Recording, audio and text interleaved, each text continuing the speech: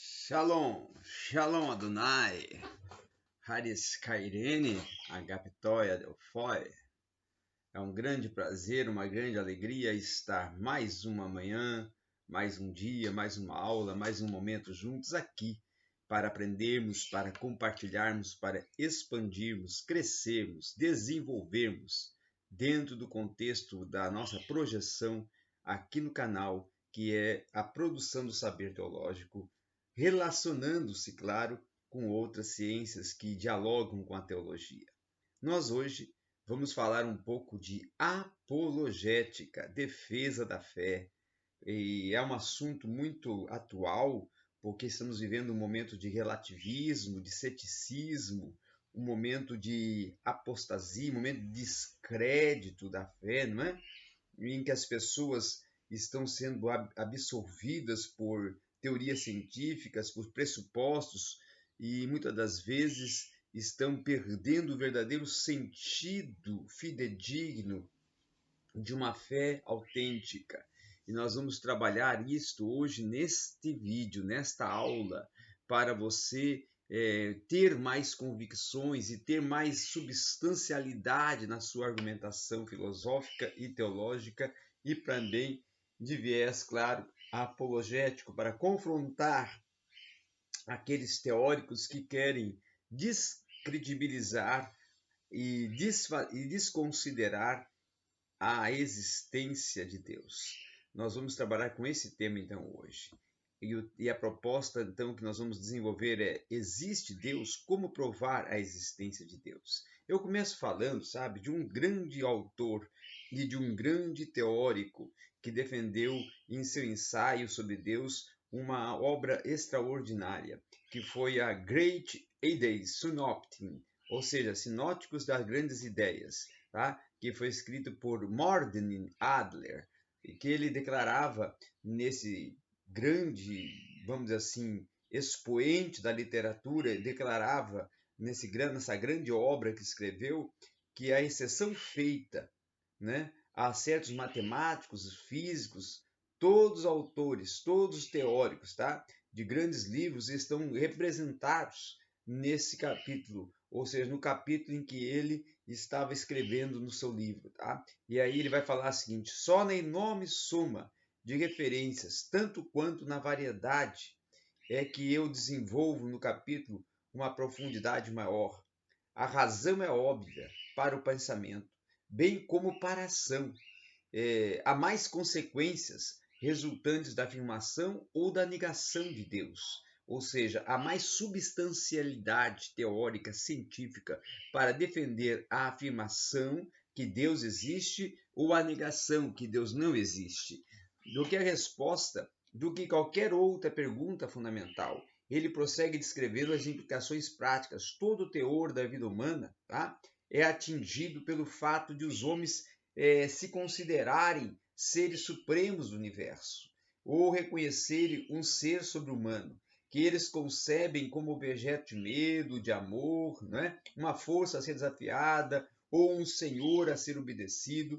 Entre aqueles que reconhecem esta divindade, importa muito se ela é representada meramente por um conceito ou um objeto de especulação filosófica, ou pelo mesmo prospecto do Deus vivente que os homens adoram em todos os atos da piedade e que compõem seus rituais religiosos. Então, dentro desta proposta e argumentação que acabei aqui de apresentar a vocês, é que o grande autor, considerado autor e apologeta Morten Adler, vai defender no seu livro Op Great Ideas Synopticon, ou seja, Sinópticos das Grandes Ideias, que ali ele vai trabalhar a defesa da existência de Deus num aspecto até, vamos dizer assim, científico, aonde ele vai desconstruindo todas as afirmativas contrárias, todos os pressupostos contrários,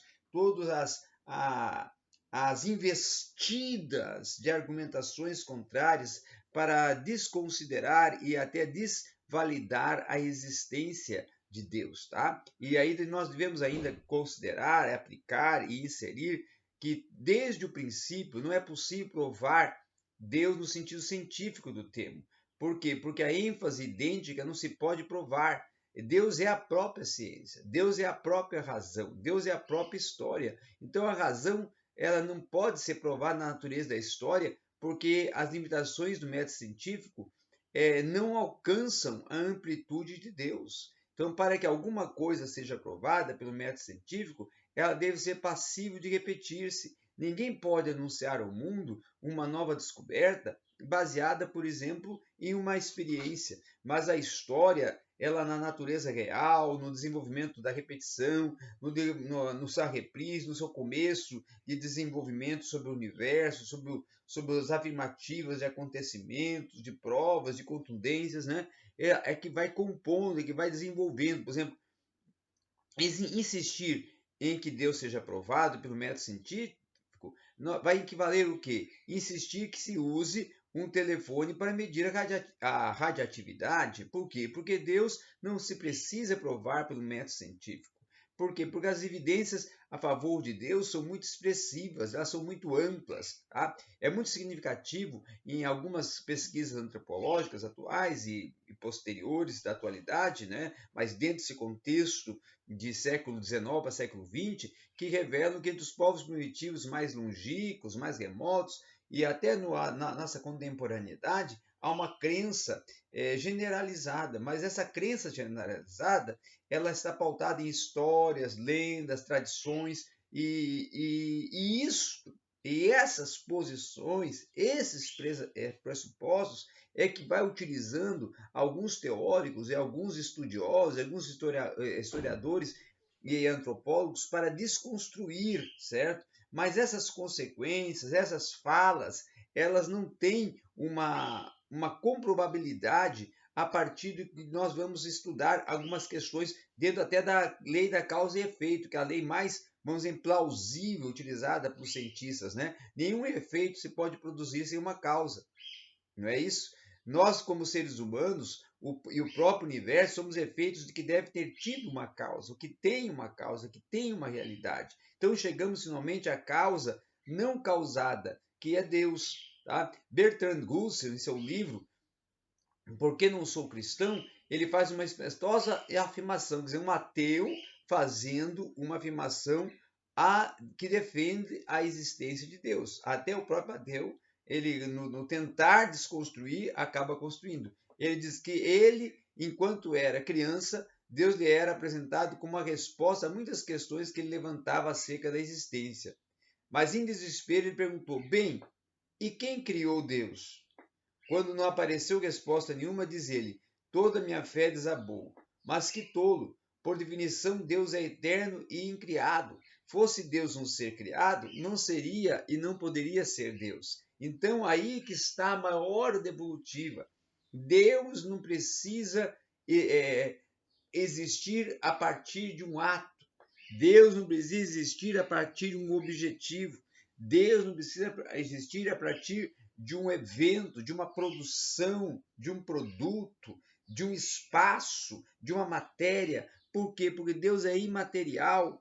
Deus é além da história, além do espaço, além do aion, do tempo, do cromos. Por quê? Porque ele é atemporal e ele vai além de toda a concepção do saber e do entender, porque é através dele que o saber e o conhecer surge. Então, Deus não precisa e nunca vai precisar e nunca precisou de ser criado a partir de um fator. Por quê? Porque ele é a própria criação, ele é o próprio criador e o próprio criador é a alta existência, ele é autoexistente, tá? Então, dentro desse desenvolvimento, a linha de pensamento se relaciona, ela se interliga com a ordem e o propósito do universo. É claramente perceptível, claramente visível que ninguém imaginaria, por exemplo, que o relógio pudesse vir a existir sem um projetista inteligente. Quanto mais inacreditável é pensar que o universo, em sua infinita complexidade, né, ele poderia ter acontecido por um acaso. O corpo humano, por exemplo, é um organismo reconhecidamente assombroso, complexo, uma permanente maravilha de organização, propósito, eficiência, desenvolvimento. É tão impressionante e impressionador o que isto ficou em Albert Einstein, por exemplo. Albert Einstein, ele falou e defendeu que geralmente foi geralmente considerado um dos maiores cientistas de todo o tempo, com o que ele falou e o que ele defendeu.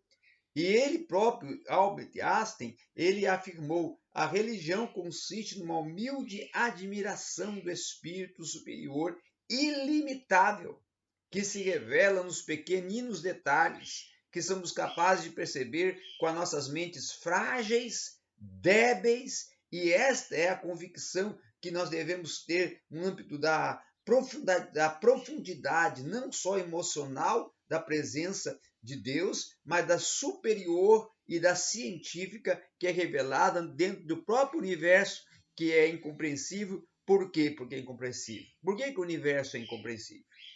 Porque a forma ela não é científica. Porque a forma ela não é material, mas a forma é transcendental através de um agir único e peculiar e exclusivo do Espírito, do Deus Espírito, do Deus Senhor, do Deus Criador, do Deus Arquiteto, do Deus Fomentador e Desenvolvedor da história. Tá? O archê, o princípio, o grande, vamos assim, logos, do expoente do saber, do comunicar, do verbalizar, do trazer à existência. Né? As evidências, então, desse propósito são abundantes. É impossível que por exemplo, vamos colocar aqui que um animal racional, não é? Um animal que é irracional, por exemplo, um animal que é irracional, vou até colocar aqui o exemplo de qualquer animal racional, vou colocar aqui uma ave, um papagaio, ele se encontrasse com um exemplar de um discurso e concluiríamos que uma mente inteligente era a única explicação possível para a sua impressão. Tá? Que ele conseguisse fazer um discurso pautado em Rui Barbosa, em Bernard Russell, ou Bernard Hahn, ou John Harrison, e isso fosse provado cientificamente que seria uma obra de iluminação, de inspiração. Não, porque ele é um ser irracional. Ele não concebe esse desenvolvimento. Ele não consegue compor uma obra, compor uma oralidade. Então a água ela tem um calor específico muito elevado, mas isso significa o quê? Reações químicas no interior do corpo humano que serão conservadas em razoável estabilidade. Então, se a água tivesse um calor específico baixo, nós ferveríamos. Com a menor atividade, se elevássemos 10 graus centígrados a temperatura de uma solução, nós aceleraríamos o dobro a sua reação. Então, essa propriedade peculiar da água, a vida seria bem pouco possível. O oceano, por exemplo, é termostrato do mundo. Ele é o que nós podemos considerar como o termostrato do mundo, o oceano. E é necessário um grande período de calor para a água passar do líquido ao gelo.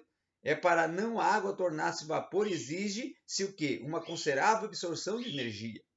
Daí que o mar é uma mofada contra o calor do sol, do sopro, do sopro gélido do inferno. Por exemplo, não podemos colocar e considerar que se não fossem as temperaturas da superfície da Terra, moduladas pelo oceano e conservadas dentro de certos limites dos seres vivos, dos cozidos, dos congelados, até desenvolvimento deles dentro de uma questão de conservação do gelo, acabariam morrendo. Mas quando nós vamos ver, existem animais específicos e o homem que convivem e estão dentro daquele sentido da Antártida, do gelo, que convivem com aquele gelo, que absorvem aquele gelo, que estão em total vida dentro daquele contexto gélido. Então a água é um solvente universal. Ela dissolve ácidos, bases, sais. Quimicamente ela é relativamente inerte. Ela no aspecto de não ter um contexto, se nós somos científico, de produção, provendo um meio de reações que pode participar delas na corrente sanguínea, mas elas sustentam uma solução no mínimo de 64 substâncias. Talvez se conhecêssemos a quantidade real de substâncias, o número seria surpreendente. Qualquer outro solvente formaria uma verdadeira lama, sem as propriedades peculiares da água, que a água tem para a própria vida. Então, se a água tem mais de 64 propriedades e ela preenche grande parte do nosso corpo humano, é porque ela está gerando vida, ela está gerando energia, ela está trazendo toda a reação de desenvolvimento, de impulsão, de movimento para o saber e o desenvolver do ser humano. Tá? Então, Handley Short ele vai fazer o seguinte observação acerca da água. Ele vai dizer que ela constitui mais da metade do peso corporal da maioria dos seres vivos, tá? E inclusive das plantas. Não se decompõe prontamente e dissolve muitas substâncias, faz substâncias secas aderirem e tornarem-se flexíveis. Sais em solução, ela conduz a eletricidade. Ela é a propulsora da eletricidade, não é? E é ela que faz com que também os fluidos que ocorrem em nós, de energia, de sentidos, sejam vinculados através do agir e do intervir da água sobre o nosso organismo. Tá? Então, a água ela aquela que é a responsável pela manutenção de vida, tá? Pela manutenção de vida. Então, a própria Terra é a evidência de um propósito que, se ela fosse muito menor, tá? Se ela fosse um planeta menor, seria impossível a existência do quê? De uma atmosfera. Tá? Se fosse muito maior, a atmosfera conteria hidrogênio puro. Sua distância, por exemplo, do Sol é correta. Até uma pequena mudança a tomaria excessivamente quente ou fria. A nossa Lua, por exemplo, é provavelmente a responsável pelos continentes e as depressões oceânicas. É singular em nosso sistema solar e parece haver-se originado de uma maneira totalmente diferente das outras luas, relativamente bem menores. A inclinação do eixo da Terra assegura a existência das estações e assim por diante. Do novo, ele declara que o cálculo da probabilidade da força de uma molécula de uma proteína típica composta de mais de 3.000 átomos é da ordem de uma porcentagem de 2,02 vezes 10,231, ou seja, praticamente nula.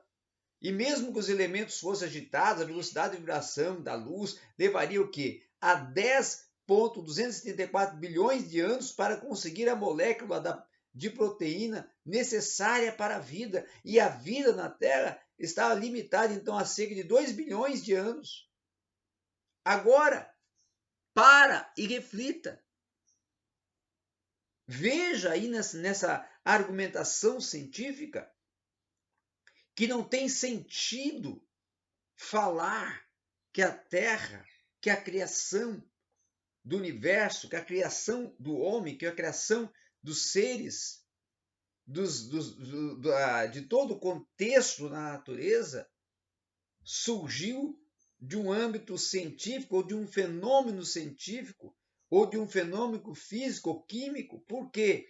Porque nenhum fenômeno físico, químico, científico, material, ele tem a condição molecular, a condição substancial de poder, dentro de um espaço limitado, formar todo esse contexto de vida na natureza, no universo e principalmente em nós, que somos o maior fenômeno, o ser humano.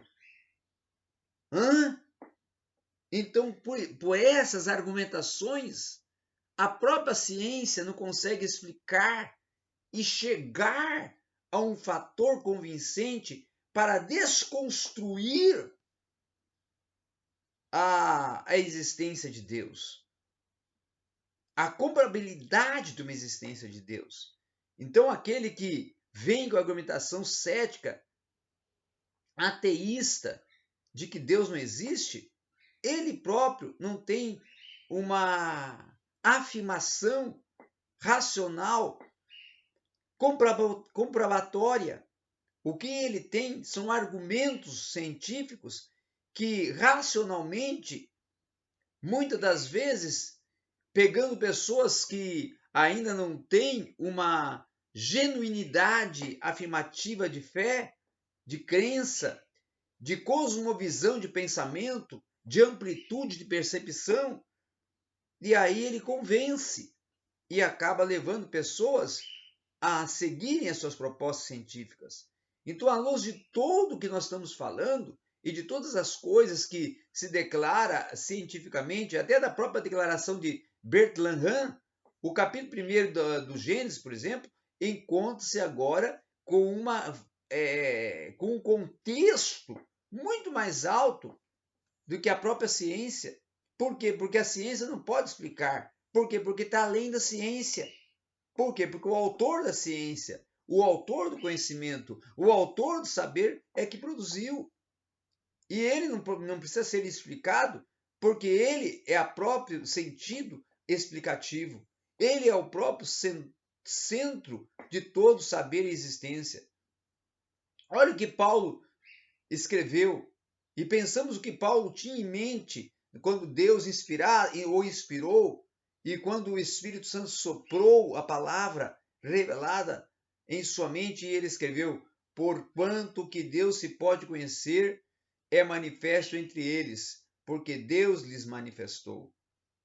É Deus que manifestou, porque os atributos invisíveis de Deus, assim seu eterno poder, como também a sua própria divindade, claramente se reconhece desde o princípio do mundo, sendo percebido por meio das coisas que foram criadas. Tais homens, só por isso, indesculpáveis, como está escrito, firmado e alicerçado, Romanos 1, 19 e 20.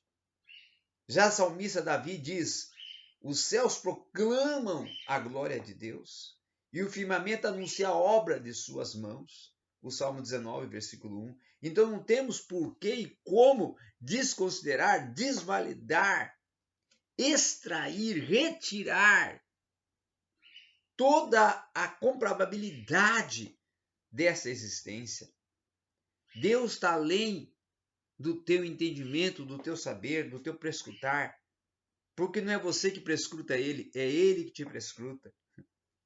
Você é limitado, ele é limitado. Você tem que ampliar o teu conhecimento. Ele já tem um conhecimento que pertence a ele, porque ele é o conhecimento. Ele é a ciência. Ele é a história. Para o homem poder ver e saber o horário do dia, o tempo, medir o horário, não é? Criou-se mecanismos como o relógio, por exemplo, para o homem saber o horário do dia, o período do dia em que se encontra. Mas Deus é o próprio tempo. Quem fez o tempo é Deus. Deus não precisa, o homem precisa de um relógio para definir o horário e o tempo. O Deus já é o próprio tempo. Não precisa definir nada. Não precisa pesquisar e descobrir nada, porque tudo veio e foi formado nele e por ele. Então, as argumentações científicas, elas são solúveis quando vêm com a proposta de desfazer e desconstruir toda uma fé e uma convicção sobre a existência de Deus e sobre a Deus existindo. Era o que nós tínhamos para conversar hoje aqui no seu canal A Rota da Teologia.